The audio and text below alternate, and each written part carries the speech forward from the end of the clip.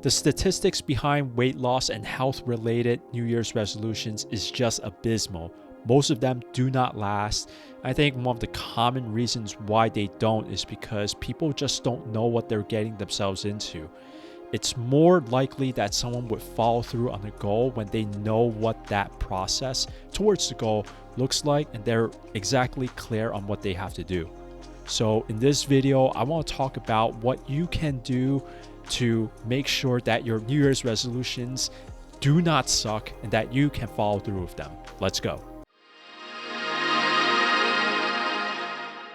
Hey guys, Newton Kwong here, helping you with long-term tips and strategies on how to eat better and live healthier.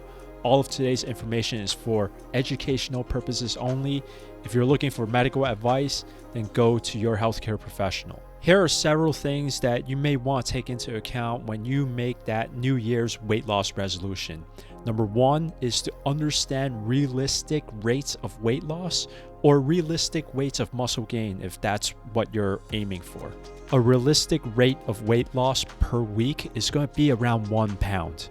And a realistic rate of muscle gain or weight gain is going to be up to 1% of your body weight. And that is a very, very good case. If you're 150 pounds and you're looking to gain muscle, then a very good case scenario for you would be gaining 1.5 pounds of muscle at the end of the month. If you're looking to lose weight, then aim to lose about 4 to 5 pounds per month if you're doing everything correctly.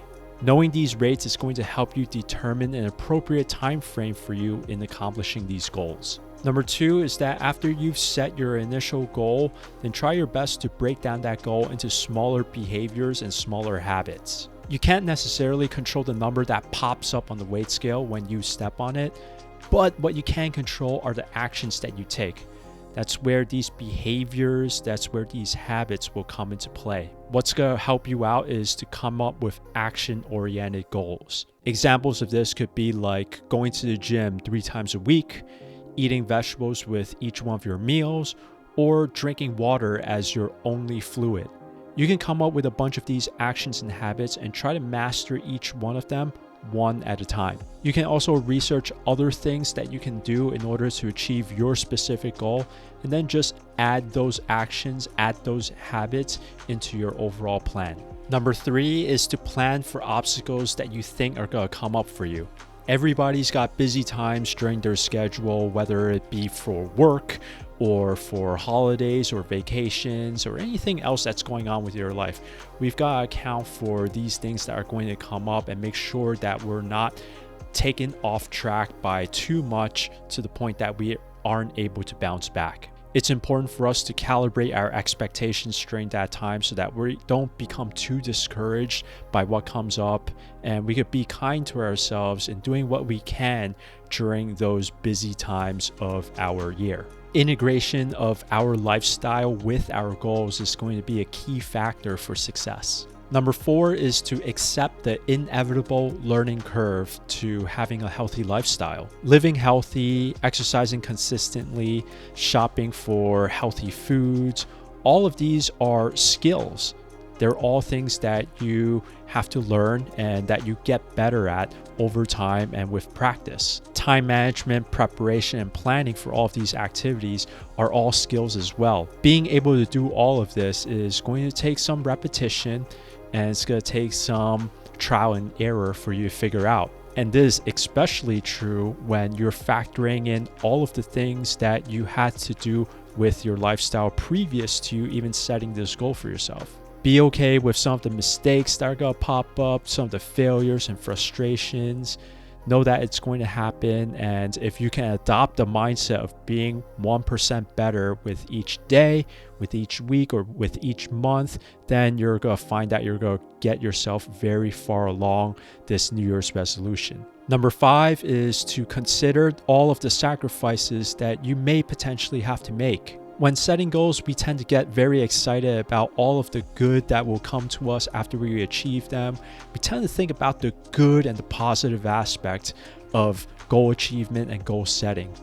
Yet, I think it might be a little bit more rare for people to focus exclusively on what they need to sacrifice and potentially how sucky the process is going to be. I think that it's important to know what the actual cost of achieving the goal is, the trade-offs, the sacrifices. Once we get to a point where we're comfortable with accepting those sacrifices, accepting the costs, then it's going to be much easier. There's going to be less resistance with following through on the process to achieving that goal. At some point, we've got to negotiate with ourselves if we're willing to give up and sacrifice leisure and convenience for a long period of time to achieve our weight loss and our health goals. Number 6 is to enlist support and accountability. We want to get help from people who have already achieved our goal. They're the ones who knows what it takes, and they're also the ones who can snuff out convenient excuses that come up along the way. You can also have people who are along the same path to participate in the activities that you're doing as well. So you guys can work out together, shop together, cook together, whatever it may be. Having some people who are along for the ride is really going to help build up the community, and it's also going to be something that is going to hold you accountable and keep you, motivated throughout the entire process. Another thing to consider is to get a personal trainer or a coach to help guide you through the entire process. They're going to have the expertise to know what it is that you need to do to get to your specific goal, as well as how to recover from any setbacks that occur along the way. Those are 6 things that you may want to consider when you set up your New Year's resolution. Again, the more clear you are on what the process is going to look like, when you're clear about what you're signing up for and you know what the path sort of looks like, then it's going to be easier for you to follow through and achieve the goal that you're seeking after. Also, I hope that this video helps you create clearer goals as well as more reasonable goals for your New Year's resolutions.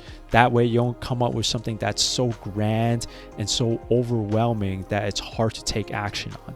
When it's go big or go home, most people, they tend to go home. So let's not go big, let's go reasonable instead. If you have any questions on anything that I've said in this video, then please post your questions in the comments down below. If you like this video and if you've got value out of it, please consider liking this video and subscribing to my channel for more content just like this. Let me know what your New Year's resolution is, and let me know if you think that it's reasonable to accomplish by the end of the year. All right, guys, that's it. Please check out my videos on the next screen, and I'll see you in the next one. Peace.